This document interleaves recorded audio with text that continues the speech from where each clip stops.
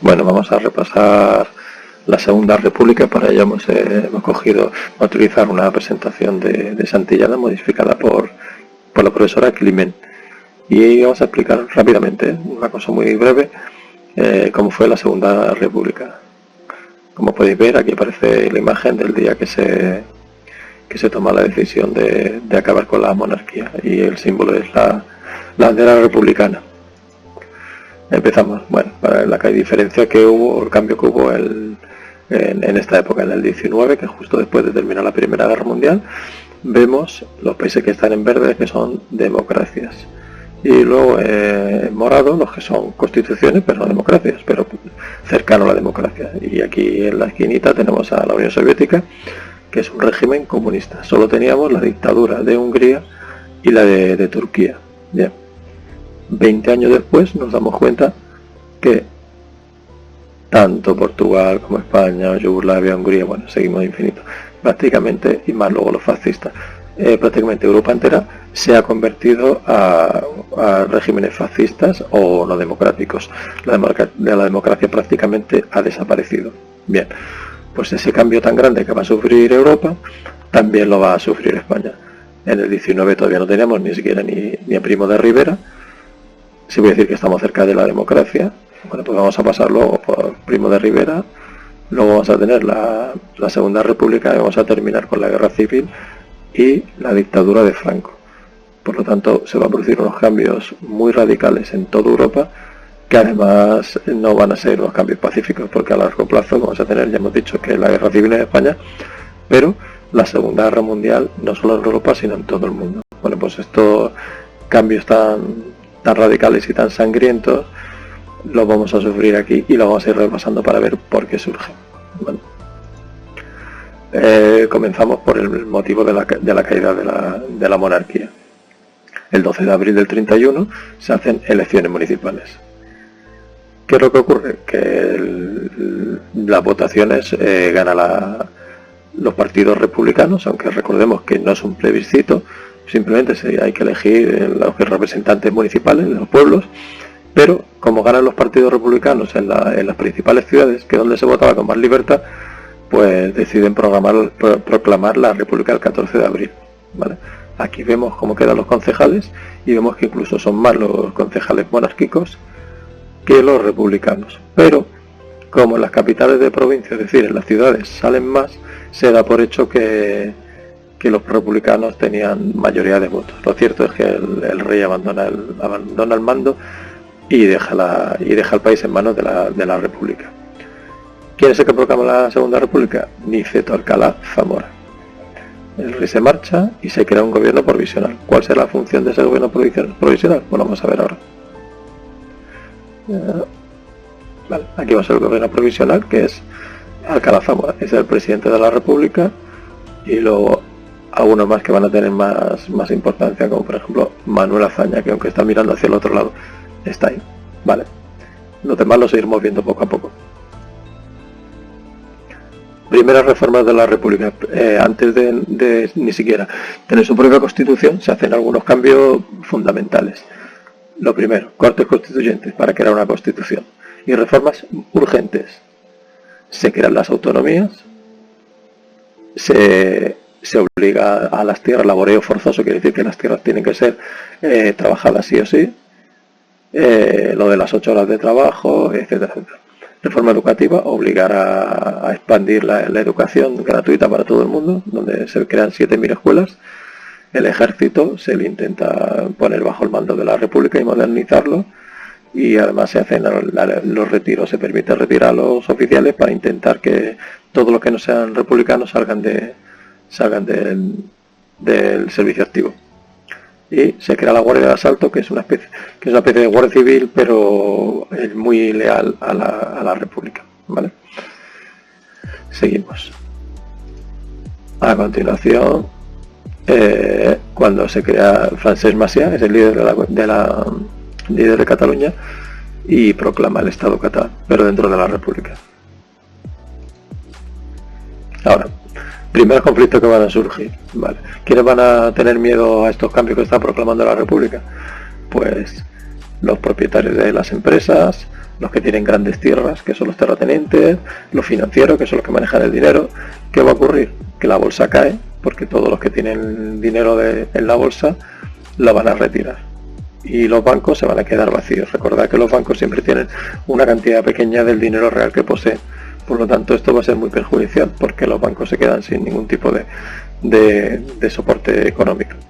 La Iglesia, pues ya hemos visto ya, primero que va a estar en contra de la República los agentes económicos, segundo la Iglesia, aunque es sumisa, se muestra sumisa, pero de forma digamos, bajo a la espalda, e intenta luchar contra la República. ¿Por qué? Pues por ejemplo porque se ordena la expulsión de los jesuitas, y también porque se producen quemas de conventos y las iglesias por la extrema izquierda. ¿Qué va a ocurrir? Pues que todas las personas que, como la Iglesia se muestra contraria a la República, todas las personas que son católicas, que es un número considerable, van a mostrar su rechazo a la República. Seguimos. Bien, aquí hemos visto un guardia de asalto y hazaña con Franco, que en aquel momento pues era fiel a la República. La quema de conventos. Bueno, ahora llegamos a la parte de las elecciones a las Cortes Constituyentes. Como sabemos, una vez que se ha cambiado a la República, es fundamental desarrollar una Constitución, pero claro, para hacer eso hay que reunir a los políticos que el pueblo decida y que estos creen la Constitución. Por eso se llama Cortes Constituyentes. Se hace con sufragio universal masculino. En estas primeras elecciones las mujeres todavía no podían votar, y en ellas pues se vota libremente. ¿Quién va a ganar estas elecciones? Pues principalmente la izquierda. Vemos aquí que los socialistas sacan 116 escaños, los radicales socialistas 56, Esquerra Republicana 36, es decir, la mayoría del Congreso queda como de izquierda, y eso va a afectar mucho a la realización de la Constitución. Aquí vemos a Victoria Kent, que junto con Clara Campoamor son las que van a luchar por la igualdad de las mujeres y por el derecho al voto. Ya hemos dicho que en estas primeras elecciones no votan las mujeres, pero veremos que en las siguientes ya sí van a votar. Constitución, características de la Constitución. Bueno, pues ya hemos dicho que es una Constitución hecha desde una perspectiva de la izquierda, y lo que se establece es una república democrática y laica. Es fundamental dejar a la Iglesia al margen del gobierno. Los derechos tenían, por primera vez las mujeres ganan el derecho al voto. Fue bastante complicado llegar a ese acuerdo, puesto que la izquierda estaba en contra de que la mujer votase, porque la consideraban que era más conservadora que el hombre, y que si se le daba el voto ganaría la derecha. Pero finalmente accedieron, y en las siguientes elecciones votaron las mujeres. Se permite que el matrimonio no sea solo eclesiástico, y que exista el divorcio. La educación gratuita obligatoria y la propiedad privada. Se concibe la propiedad privada, pero permitiendo las expropiaciones para facilitar que los campesinos tengan tierras en las que trabajar. Separación de poderes, ejecutivo, legislativo y judicial, y al no existir el rey, que era el jefe del Estado, se crea la figura del presidente de la República, que es el jefe del Estado, que no es lo mismo que el presidente del gobierno. Por un lado está el presidente del gobierno y por otro lado el jefe del Estado. Y desaparece el Senado. Ahí simplemente hay un Congreso y nada más. El jurado popular, es decir, que las personas a las que le toque participar en un juicio, pues forman parte del jurado, como existe hoy en día. A continuación, los debates de las Cortes, pues ya hemos explicado el voto femenino, cuál es el problema que hay. Las autonomías, se van a permitir las autonomías, empezando por Cataluña, que es la primera que la consigue, y también se consigue la separación del Estado y la Iglesia. Quiere decir que ya no existe una religión oficial del Estado, que ya no es la católica, no se paga a la Iglesia, no pueden enseñar las congregaciones, no pueden enseñar, y la Compañía de Jesús desaparece, y todos los bienes suyos pasan a ser propiedad del Estado. ¿Qué ocurre? Que esta Constitución no nace del consenso, puesto que se hace solo desde una perspectiva de izquierda, y los partidos de derecha van a sentirse al margen, y lo que van a hacer en cuanto alcancen el poder va a ser intentar ir en contra de lo que la Constitución dice. Resultado, pues que va a haber grandes conflictos, porque la izquierda va a modificar, va a crear unas leyes basadas en esta Constitución, y en cuanto a la derecha llegue al poder, lo que va a hacer es intentar desmontar esas leyes. También Alfonso XIII es considerado traidor y se le quitan sus bienes y derechos, por lo tanto nunca podría volver a ser rey. Aquí tenemos los primeros artículos de la Constitución en los que se dice que la República Democrática de Trabajadores de toda clase. Ya en la primera línea se hace incidencia en la importancia de los trabajadores, cosa que va a poner en contra algunas partes de la sociedad. Estado integral, queriendo decir que no se puede dividir, pero eso no quiere decir que no existan las autonomías, lo de la religión oficial y luego las autonomías que ya lo hemos dicho. Toda la riqueza del país está subordinada a los intereses de la economía nacional, quiere decir que en cualquier momento pueden ser expropiados, porque por encima de la propiedad privada está el beneficio de la sociedad, que eso es un poco, va en contra de las ideas liberales de la economía. Y lo del voto secreto, universal y directo. Ahora, primer gobierno, el de Azaña. Recordemos que el presidente de la República es Alcalá Zamora y el presidente del gobierno es Manuel Azaña. Es una coalición de izquierdas con los socialistas en cabeza. ¿Qué va a ocurrir en ese momento? Pues que estamos hablando de que en el año 1929 se produce el crack, la caída de la bolsa de Nueva York, que va a afectar a toda la economía mundial. Es un momento de crisis económica muy marcado. Y llega hasta el 33. Claro, en España no se nota tanto porque la economía española está muy atrasada, no depende tanto del comercio internacional, es más bien casi autárquica, prácticamente vive de la agricultura y por lo tanto se ve menos afectada por eso. Pero eso no quiere decir que nos llegue también a afectarle algo. Por ejemplo, a la minería, pues al caer la producción de otros países, pues se exportan menos minerales. ¿Y qué ocurre? Pues que a esta crisis, y pues evidentemente va a hacer que la conflictividad social aumente, es decir, los trabajadores que se quedan sin trabajo, que pierden salario, pues se van a rebelar contra esta situación. Empezamos con el bienio reformista, que era del 31 al 33. ¿Qué reformas se aplican? La política religiosa, ya hemos dicho cuál es. Ley del divorcio también. Sabemos que desaparecen los jesuitas y ya no mantenía más a la iglesia. La educación gratuita de la EUSCA es un derecho universal, pero para poder llevar a cabo ese derecho hay que hacer muchísimas escuelas y contratar a muchísimos maestros y maestras. También se intenta extender la cultura popular con misiones pedagógicas, en la cual vemos a grandes genios de la literatura como Machado, Salinas, Miguel Hernández, que van a intentar transmitir la cultura popular. También se hacen muchas bibliotecas públicas para intentar que las personas alcancen un nivel cultural mínimo. Reformas, pues ahora vamos viendo. La reforma Largo Caballero, ley contra el trabajo, que regula los convenios colectivos. El convenio colectivo es cuando los propietarios de las empresas llegan a acuerdos con los representantes sindicales, y eso se va a hacer a través de la ley de contratos de trabajo. Los jurados mixtos, quiere decir que los obreros y patronos tienen que llegar a acuerdos a la hora de que haya una discrepancia en algo relacionado con el mundo del trabajo. Y luego la ley de asociaciones obreras, que crean los sindicatos. Recuerda que en la época de Primo de Rivera solo existe un sindicato, y ahora, como hay muchos, pues se hace una ley que los va regulando. Continuamos con la reforma a la organización territorial del Estado. Surge el derecho a la autonomía, y Cataluña es la primera que se acoge a ese derecho y tiene su estatuto de autonomía en 1932. El origen de este estatuto, pues bueno, es una iniciativa de Esquerra Republicana de Cataluña. Se hace un plebiscito en Cataluña y con un 99% a favor sale el estatuto de Núria. Núria es un pueblo de Cataluña. ¿Qué ocurre? Que eso está apoyado por Azaña, que está de acuerdo con la autonomía, y eso implica, esa autonomía crea cierto temor en los militares de que se vaya a romper la unidad de España, e impulsa al intento de golpe de Estado de Sanjurjo de 1932. Decir que bueno, los estatutos son unas leyes que se crean en las zonas, en las autonomías, en las regiones, pero luego tienen que ser aprobadas por las Cortes en Madrid.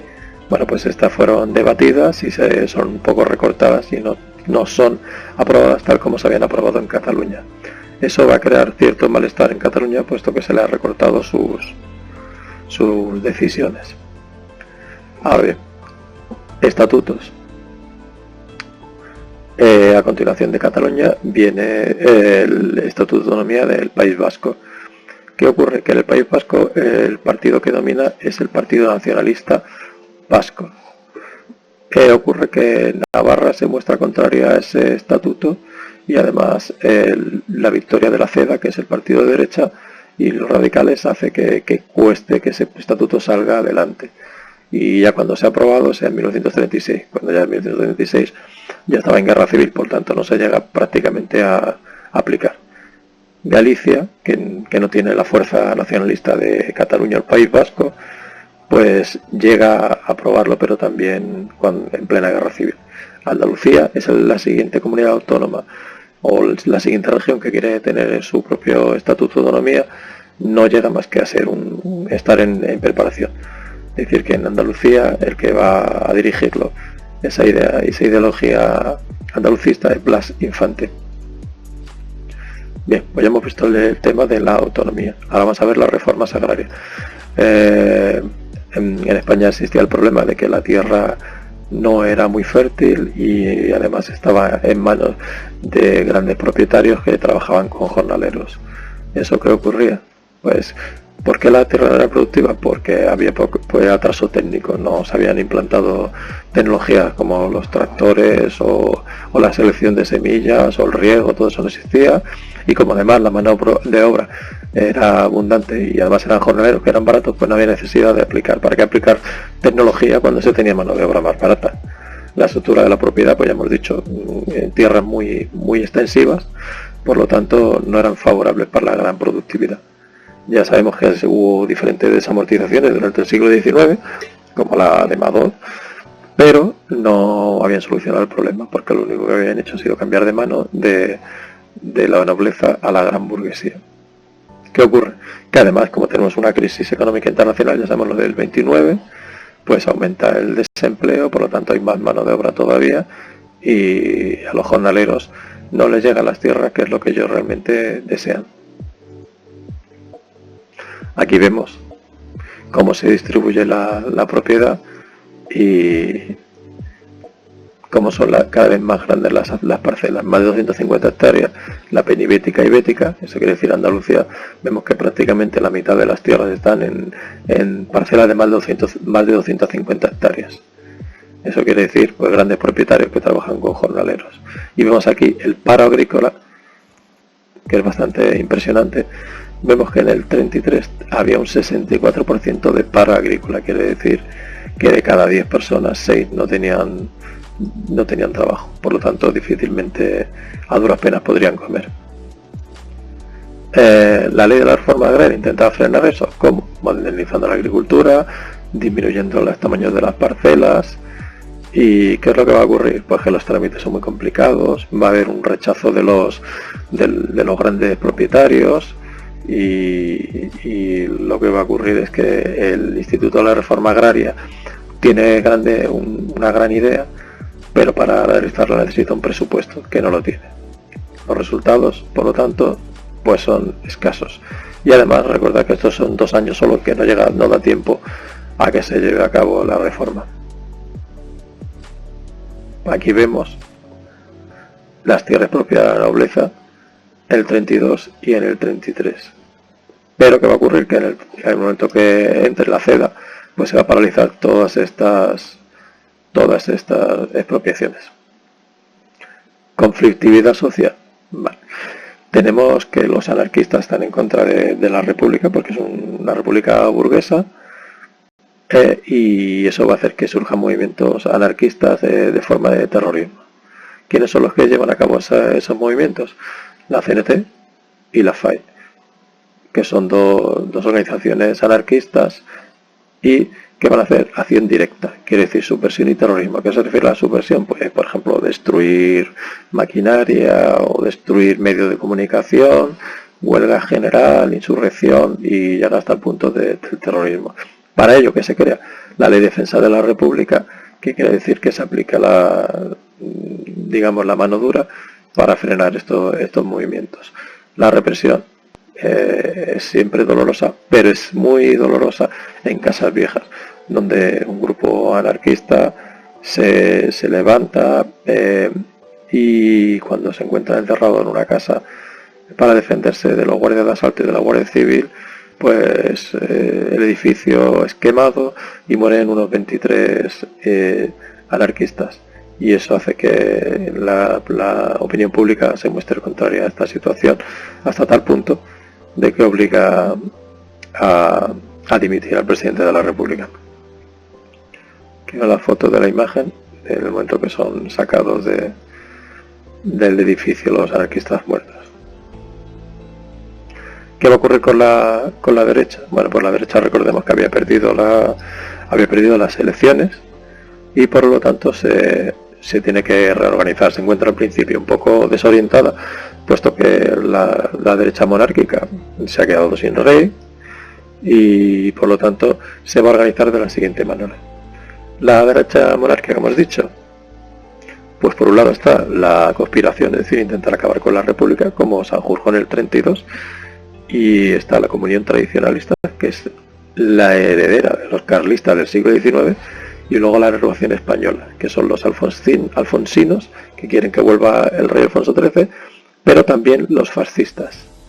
¿Quién va a apoyar a esta derecha? Pues evidentemente el Vaticano, porque se encuentra atacado por la República, y lo que hacen es defender a la familia, el orden y la propiedad. Es decir, todas aquellas personas que están sufriendo los movimientos anarquistas, pues van a estar a favor de esa derecha. Por otra parte está la derecha católica, que esta no quiere la conspiración, sino simplemente quiere ganar las elecciones y tomar el poder. ¿Quiénes son los que no están de acuerdo con las reformas? Y se unen en la CEDA, Confederación Española de Derechas Autónomas, con el líder José María Gil Robles. Estos van a querer frenar a la República, pero desde la vía constitucional. Bien, y los reformistas seguimos con la crisis de la coalición republicano-socialista, es decir, las izquierdas. ¿Por qué entran en crisis? Porque por un lado los empresarios y los patronos van a estar en contra de que se le están dando demasiado derecho a los trabajadores. Pero por otra parte, grupos de trabajadores como los que son afiliados a la CNT, que son anarquistas, van a seguir con sus huelgas. ¿Por qué? Porque no están viendo resultados a las reformas laborales y la reforma agraria. Es decir, el gobierno de Azaña tiene presiones por la derecha y por la izquierda. El Partido Radical, que es el que el PSOE no tenía suficientes votos, por lo tanto el Partido Radical es el soporte de ese gobierno, pero no va a dejar de darle soporte. Alcalá Zamora, que es el presidente de la República, recordemos, está en contra de las leyes que se están haciendo en contra de la religión católica. Socialismo empieza a ir también por libre, porque está en contra de cómo se ha reprimido a los anarquistas de Casavieja, y entonces el PSOE se ha radicalizado y tiende más hacia la izquierda. Por lo tanto, Azaña se queda ahí en tierra de nadie. Y por lo tanto se crean elecciones para noviembre de 1933.